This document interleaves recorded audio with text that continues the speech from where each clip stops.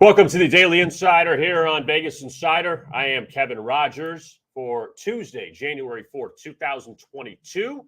Alex Smart will join us coming up in just a few moments, and we will look back at last night's ugly win by the Steelers in Big Ben's home finale at Heinz Field. Pittsburgh beats Cleveland, and the Steelers still alive in the AFC wildcard race, and we'll talk about that. And you have a bowl tonight, Texas Bowl, Kansas State and LSU. We'll see who suits up for LSU. They're running out of bodies, but we'll hit on that as well.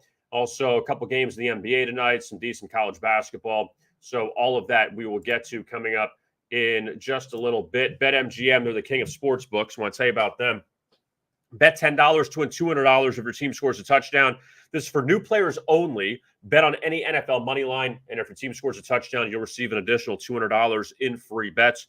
Again, new players only, must be 21 years or older to play and eligible in the following states: Arizona, New Jersey, Indiana, Colorado, Tennessee, West Virginia, Iowa, Virginia, Michigan, Pennsylvania, and Washington, D.C. only. Full terms and conditions apply. That is BetMGM. They are the king of sports books. All right, let's get it going with our man Alex Smart. And it's a Hoodie Tuesday here on the Daily Insider.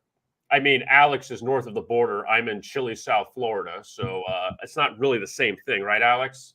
No, that's for sure. I think if you guys have a dip below 70 degrees Fahrenheit, you start to wear your hoodies. I know, we shut everything down. Like, that's it. And we ask for it. We want it for a few days. And then it's kind of like, okay, we're over this. Let's get back to the heat. But the heat's not comfortable either in December and January. So we're very happy with a little bit of cold weather. So last night, Pittsburgh beats Cleveland, and the Browns, we knew they were done before the night even began.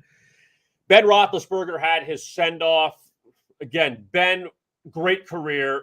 He's shot. I think we all see that. Like 14 completions for 80 yards, something ridiculous in the first half. But Najee Harris had a great game on the ground. Baker Mayfield, he's shot too. What'd you take from last night with Pittsburgh beating Cleveland?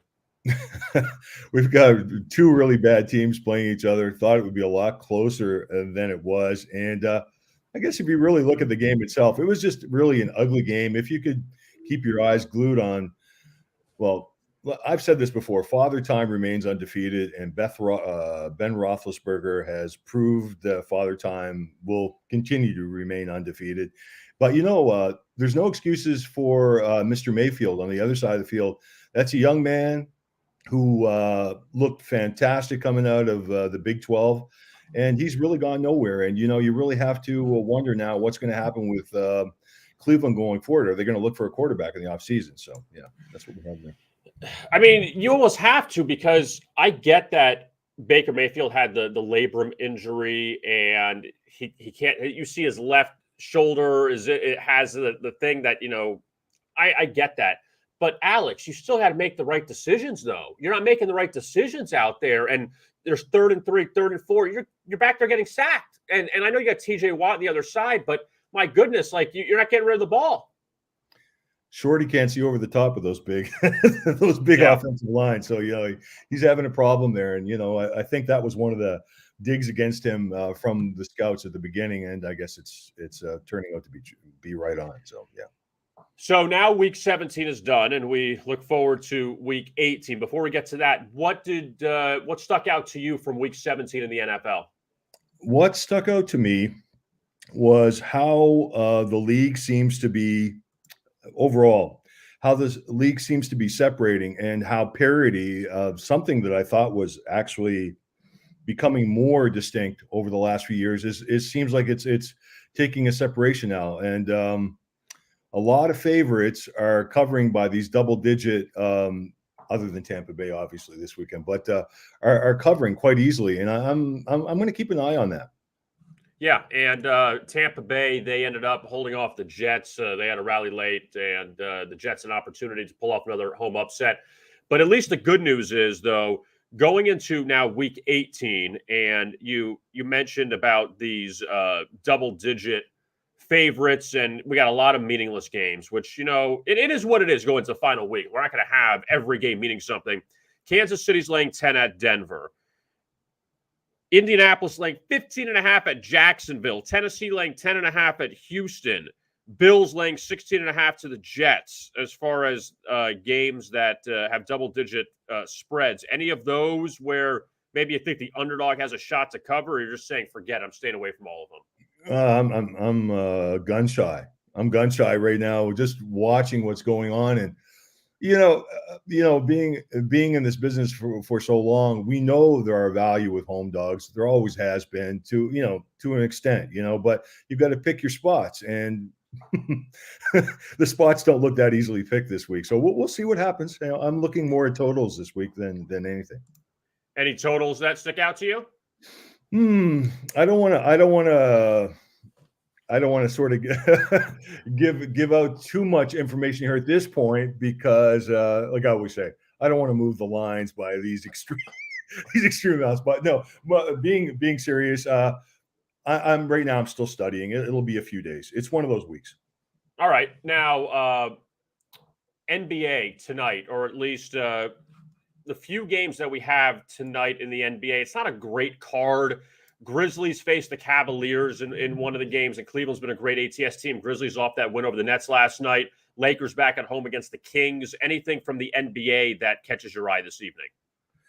This is one of those particular evenings. I focused in on the Knicks Pacers game, and I have a side on that. And in my write-up, I explained where my particular views are on both these teams at this moment. And not necessarily from a win-loss perspective, but from an overall perspective, something moving forward. And looking at the games now, and you know this yourself, we are in a very fragile state right now when it comes to lines and line movement and everything else, based on how COVID has sort of changed the face of the game. And that is, I guess, the main thing that we should all pay attention to. How are you handling that as far as these teams and the COVID stuff? That now we have the shorter windows of players coming back sooner, which is good. That there are players that are test positive but no symptoms, and they have to sit out because those are the rules. But now they're making them shorter. But how are you dealing with that, where you put out a play early in the day and then you find out, oh, either so and so is in the COVID protocol, or later in the day, we saw with Trae Young about a week ago, he got clear from the COVID protocol. So how do you handle that as far as trying to navigate it with, news that you're not sure about? Yeah. And that's a very interesting question because, for example, a professional bettor who was, not dealing with the public on a consistent basis, I mean, he could come back and sort of even off his lines, with a split, during the day or something, come back and hit the other side with a value line the other way. But we can't do that. So we have to be more particular about what we offer our clients. And, because I'm not just thinking about myself, I'm thinking about other people as well. So it's very difficult. And that's why lately I have limited action, maybe not limited compared to some people, but compared to what I usually put out, it's very limited. Yeah. Now, as far as college basketball goes, Alex, you're at plus 1965, number one here on Vegas Insider for the season. A great season so far. And obviously we're dealing with this COVID thing in college too, which is even worse because there are teams just getting knocked out for a week at a time. And you have 350-something teams, and it feels like you're only getting half the games every single night. But how are you approaching that? And over now, going from non-conference and shifting into the conference play now, what's your method of attack with college basketball now? Now, watching basketball lines. Now, my thing is, and there's a lot that goes into my college basketball. It goes all the way back to trends over the last 37 seasons or so. And, the great thing with college basketball is year after year, teams will just fill in coaches essentially in the programs that they're coaching. They will, their style of play remains the same based on the type of players that they recruit. So, when you look through their lineups, filling empty spots, the players know what they're looking for, and the personnel seem to be able to fill in those roles.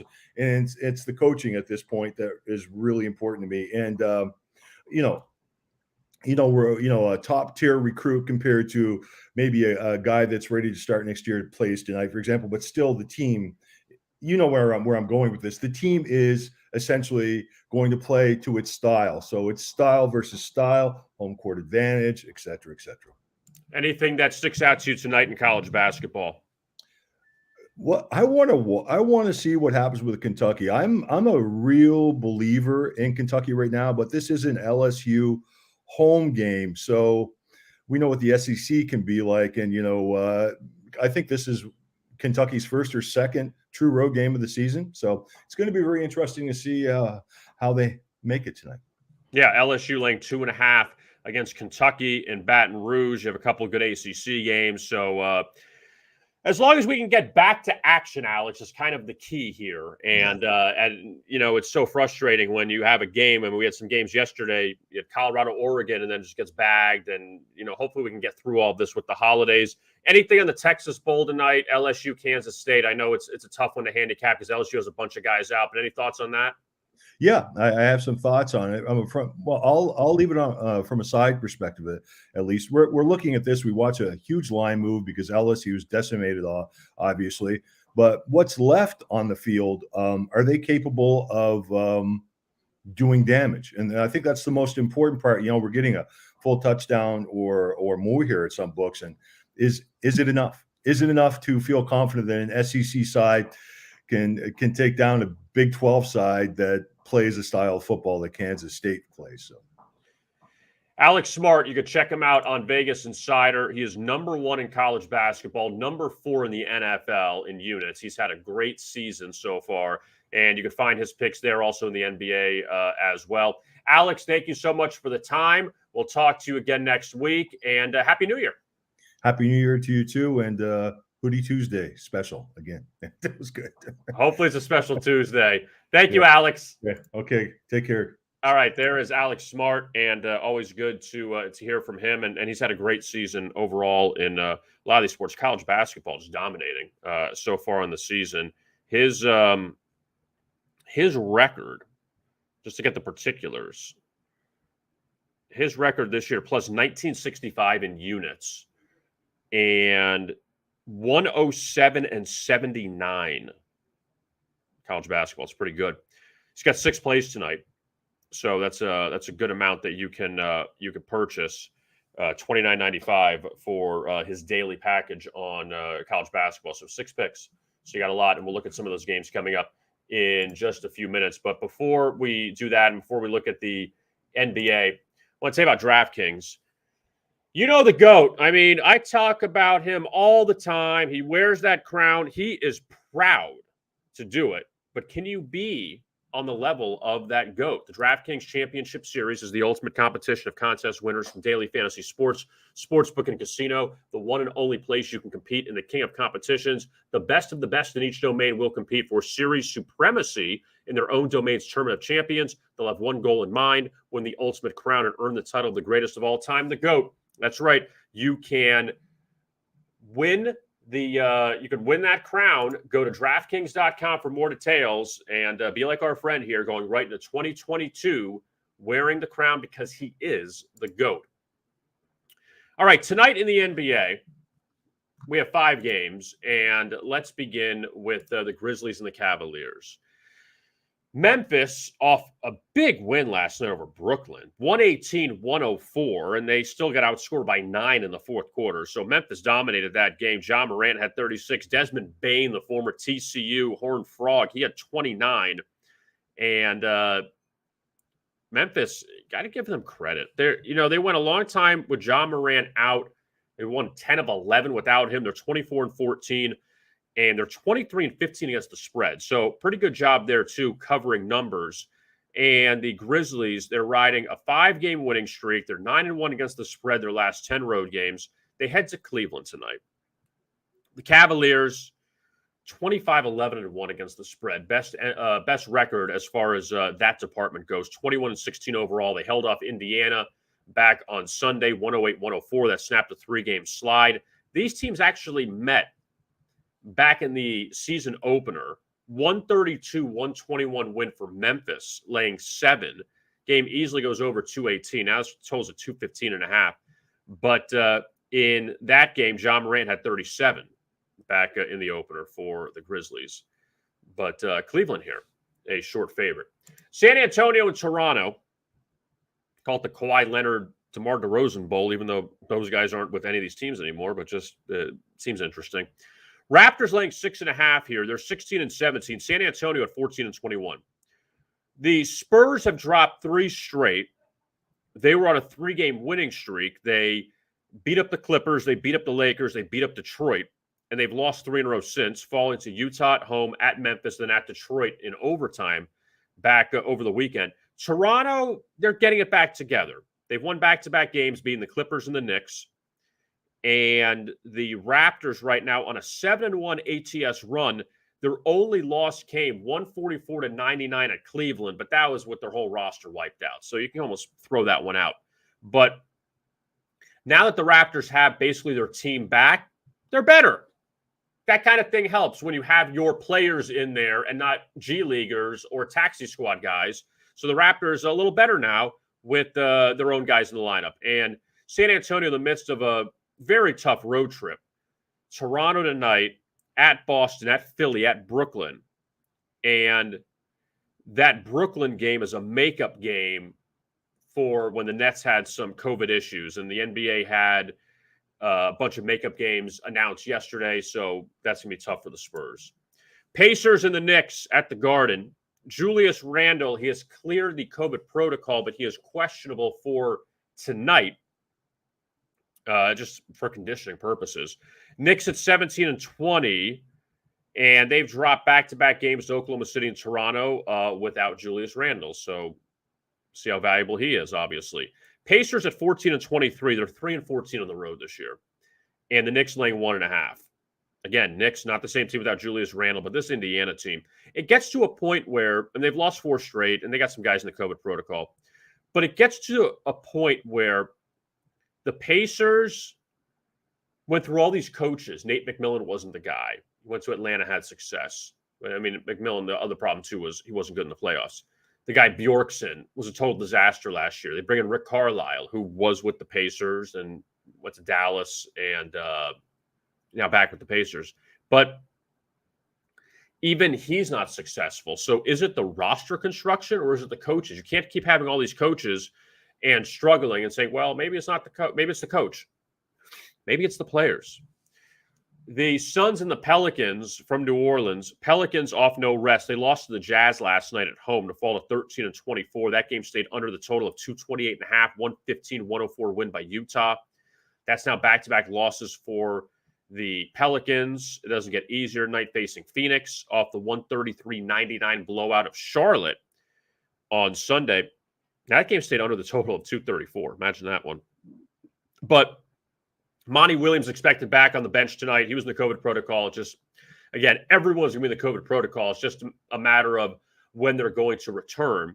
But the Suns, they're only 2-3 their last 5 games. Still a great record, though, for Phoenix at 28-8. 12-4 on the road. Suns beat the Pelicans earlier this year at home. Now they're meeting again in New Orleans. The Kings and the Lakers in LA to wrap the night up out at Crypto.com Arena, no longer Staples. Kings only 3 back of the Lakers. I know not for first place, but as far as record-wise, Kings at 16-22, LA at 19-19. Sacramento's coming off of a 6-game homestand in which they went 3-3. They won 3 of the final 4, beating Oklahoma City, Dallas, and Miami. Lost to Dallas, too. They played 2 and 3 days with the Mavericks. But they held off the Heat as 3.5-point underdogs. Kings playing a little better. They're 6-10 on the road. A lot of that success actually was early on in the season. Lakers off back-to-back wins, beating Portland and Minnesota. They rallied past Minnesota 108-103, didn't cover as 7-point favorites. And these teams have split a pair of meetings this year. 141-137, the Kings won in LA in overtime. That was back in late November. De'Aaron Fox had 34 in that game. LeBron James had 30. But in the last meeting, LeBron was out for the Lakers, and they won 117-92 in Sacramento. But again, Anthony Davis played. He had 25. It's so tough with the Lakers because LeBron was out for a little bit at times. Anthony Davis is out now.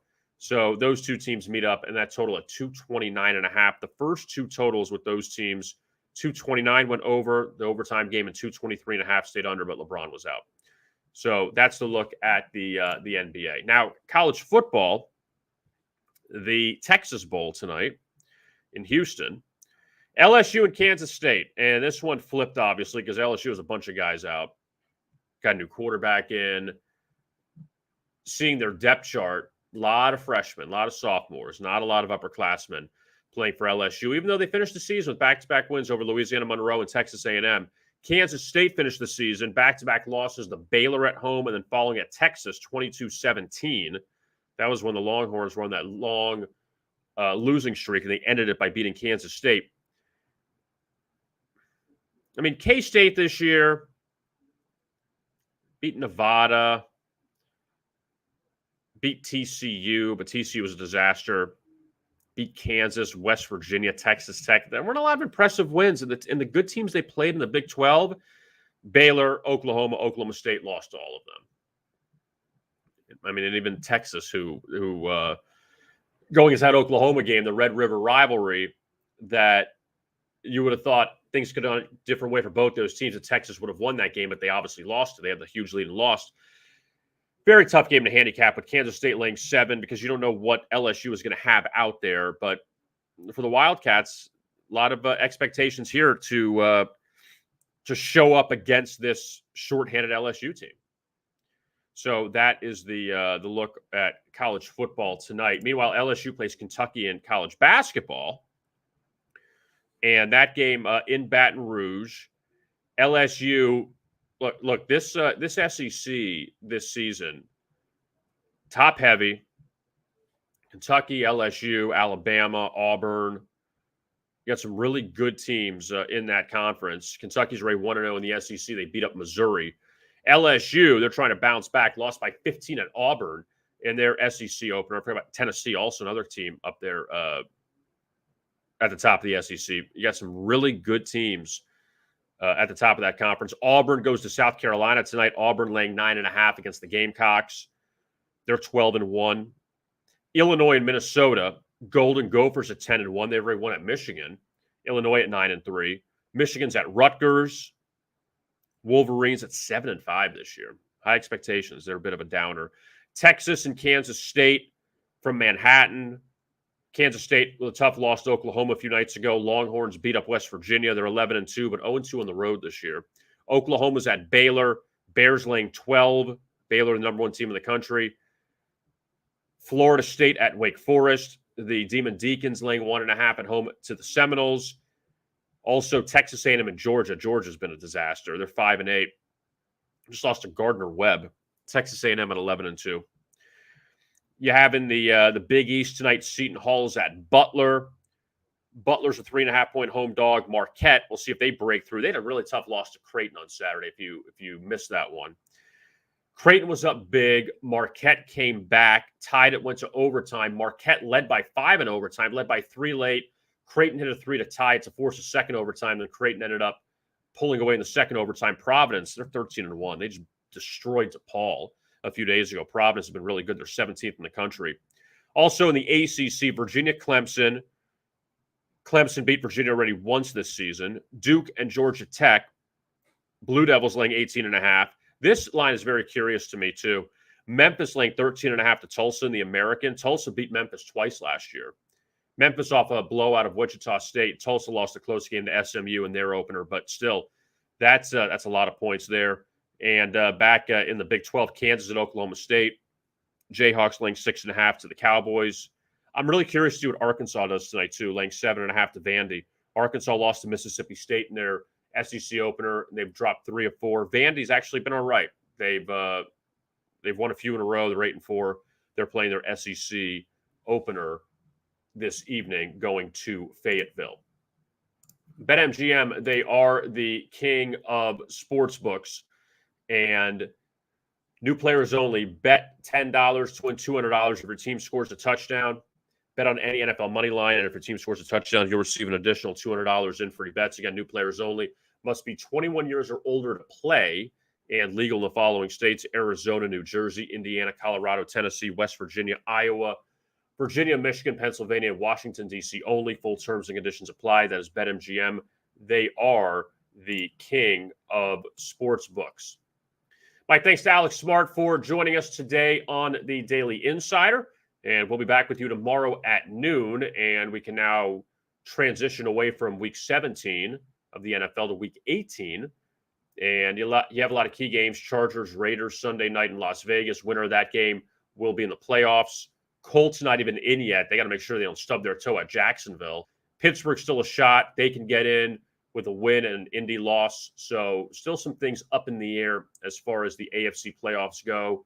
The NFC is very simple. San Francisco controls its destiny. Niners beat the Rams. They're in. Not easy. San Francisco loses and New Orleans wins. The Saints get in the playoffs.